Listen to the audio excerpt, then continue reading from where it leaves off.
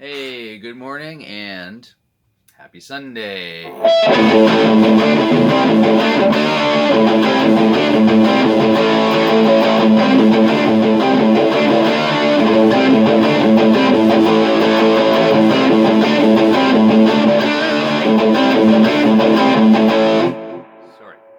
that was really loud for a Sunday. Wake up the house. Anyways, happy Sunday.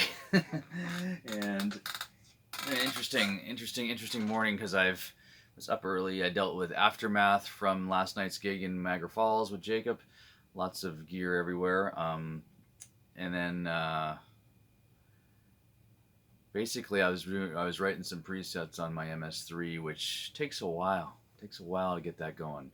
And thankfully, a lot of the multi effects units these days have you can see it back there. That's the the online thing. You can just plug your computer into it and just tweak away. And I just really don't know how to tweak live now if I don't bring my laptop with me. But hey, what can you do? Anyways, cheers. We got our Kiss solo artist. We have 4 rock gods to worship. Whatever that joke was. By the way, Ace Frehley's album was the best. I don't care what anyone says. I think that sold the best too, and Gene and Paul don't like that. But anyhow, we're here to talk about the Rock and Roll Hall of Fame. As you know, I like talking about the Rock and Roll Hall of Fame because I actually am one of the few people that actually like the Rock and Roll Hall of Fame, like what they do. And yeah, you might be surprised at that. But what I like is they include everybody, and everyone says, well, Eminem, is that rock and roll? Blah blah blah blah. Yeah, it is. You know why? Because rock and roll includes everybody, and rock and roll includes all races, all sexes, every gender available. It's all rock and roll. Like Billy Joel said, still rock and roll to me. But it's just because that's just the way it has been, and musicians are like that. We include people, and it's just a way. And music has always been the forerunner of everything, peace and love and everything else. It has nothing to do with hate or anything like that. It's just always good stuff, and that's why I like the Rock and Roll Hall of Fame, including everybody. And that's why I like them. I'm not a fan of Rolling Stone and how they treat heavy rock. There's the topic today. Rock and Roll Hall of Fame has always kicked heavy rock in the teeth, to the point of letting Judas Priest got in last year. They got in on a little weird category called metal performance, which wasn't really said much about. They're in the Rock and Roll Hall of Fame. Let's just call it that. Why take a little shot at them? Put Judas Priest in the Rock and Roll Hall of Fame. Nobody complained about that. It was just done and done.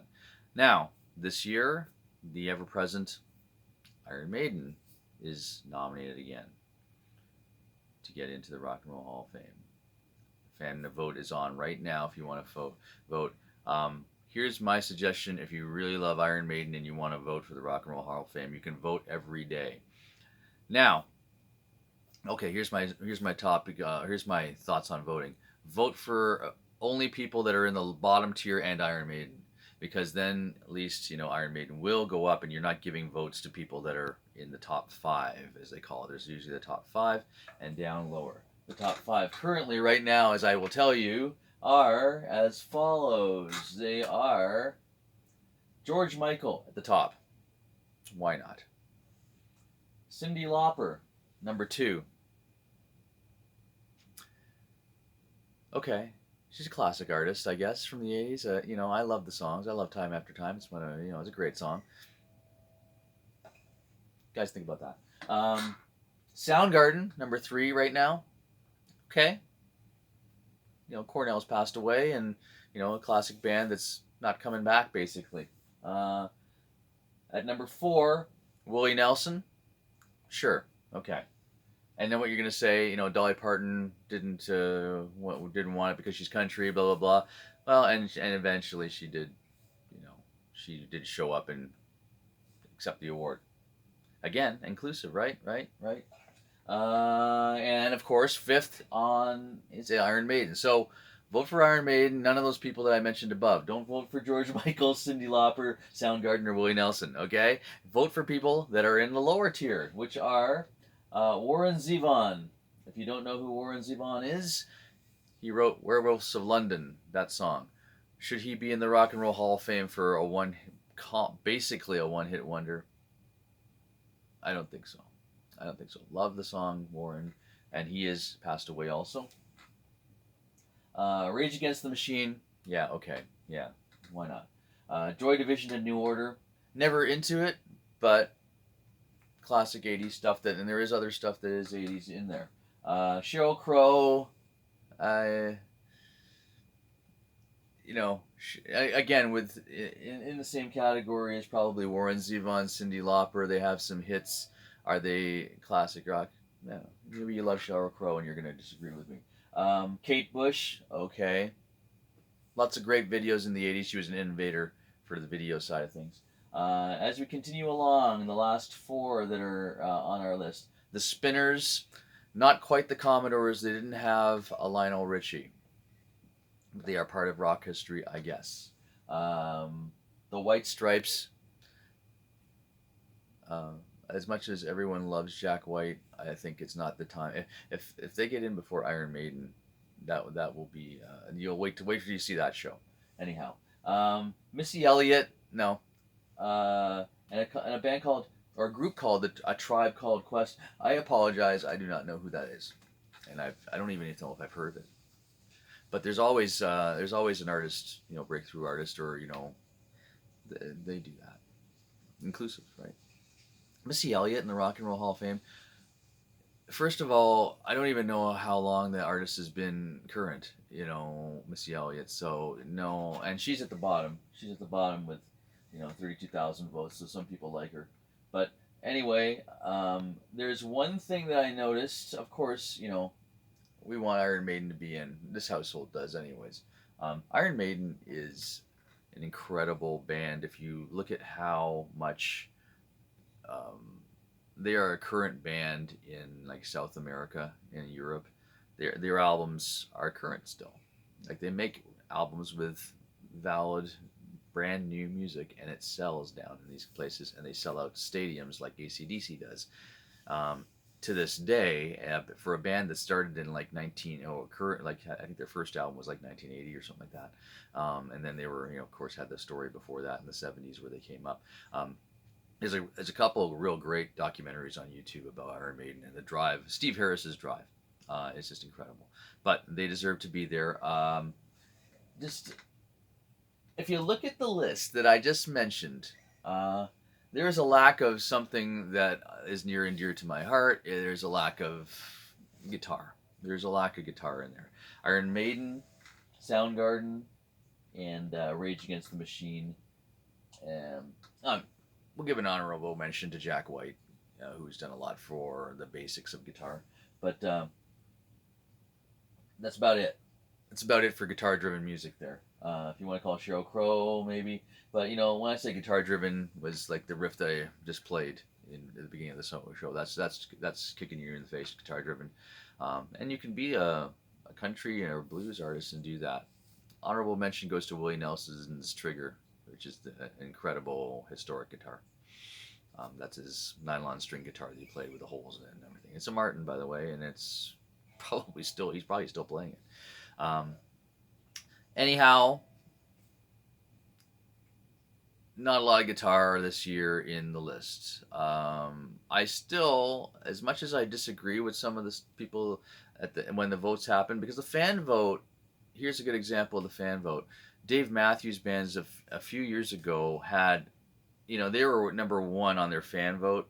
Everybody else was like thousands of votes behind. They went to the top right away. Their Dave Matthews Band's fan base must be incredible. They didn't get in. They didn't get nominated. So they weren't even nominated. They didn't get into the last list of nominations. So that's how the fan vote is probably 1% of what they think of. Let's make that 1% count. Judas Priest getting in last year. I think it's hopeful for Iron Maiden.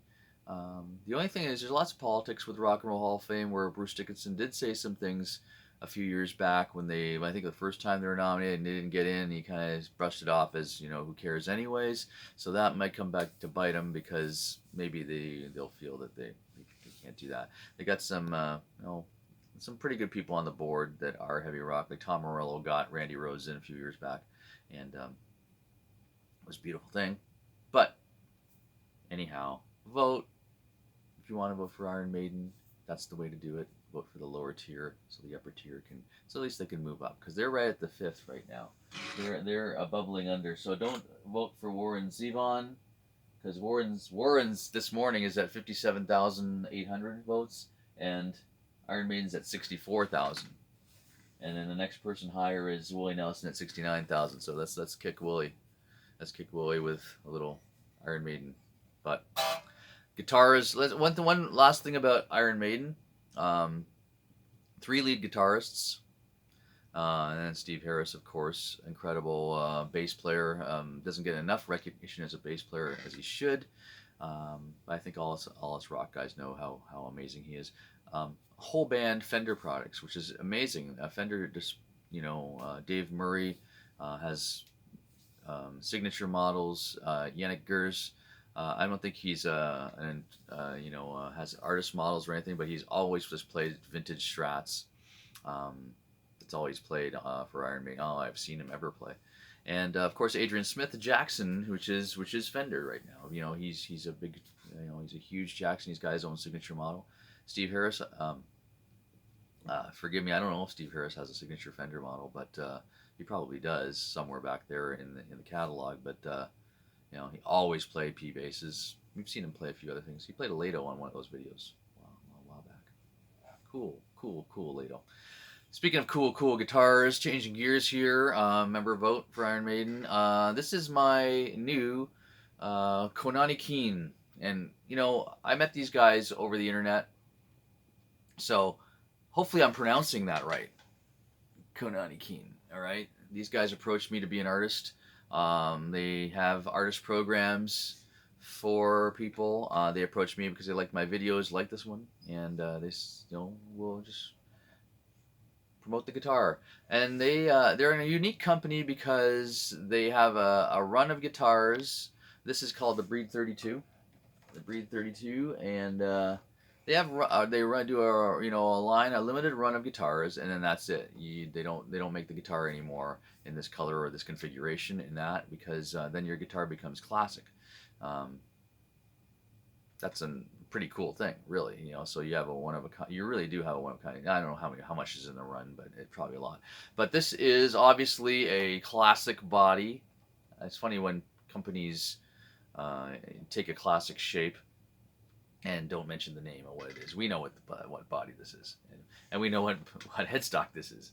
So basically, they told me pick a guitar out of this group of guitars, and I think I picked 2 or 3. This was one of them, and they said no, this is the one for you. They chose out of the 3 which one I should have, only because I think they've obviously watched my videos, and I am a rock guy, and this is has a Floyd Rose factory that comes with it, so this was the one. Pretty cool when you look at the pickup configuration, if you can see it. It's got of course a humbucker in the bridge, single coil Strat in the neck, which is the way my Fernandez guitars are. And it's got a double coil Zebra in the middle position, which is kind of cool. And it actually, if you look at it, it kind of looks like, from afar, it looks like it's just got a humbucker and 2 singles. But then on closer inspection, kind of the cool thing that they've done, it's the Zebra pickups, black white coils, but it's an actual double humbucker there, and a lot of cool sounds. I'll probably do a demo video for specifically talking about this guitar soon, but pretty cool to have Strat and just a full on, I'm gonna say it, Telecaster body, black back, and basically a very cool guitar that you'll be seeing a lot more of. Anyways, thanks to everybody who came out to Taps Brewhouse last night. We had an amazing show. Taps is a great place. The food is incredible, and a real big stage, big lights, and big PA for just for Jacob and I on acoustic, and he killed it. Um, really coming into his own. Played a lot of stuff off the new album. And it's cool to do that at Taps because they don't really care what you play as long as people are happy and smiling. So that's the way more proprietors should be. Very cool staff. Very cool staff. Thanks again, Taps Brewhouse. Bridge on Fire this coming Saturday night, February 11th, at Frankie's in town. We are going to put all the gear into the Frankie stage. It's just going to be fun to see us push all our gear. I think Rodney's bringing a smaller drum set. Are you? Yes. You may have to. If I had a smaller cabinet, I'd bring a smaller cabinet. Maybe, actually, I just looked over there and there's a smaller cabinet over there. Maybe we'll do that. Anyhow, thank you very much for watching as usual. And vote for Iron Maiden. See ya. Have a good one. Bye-bye.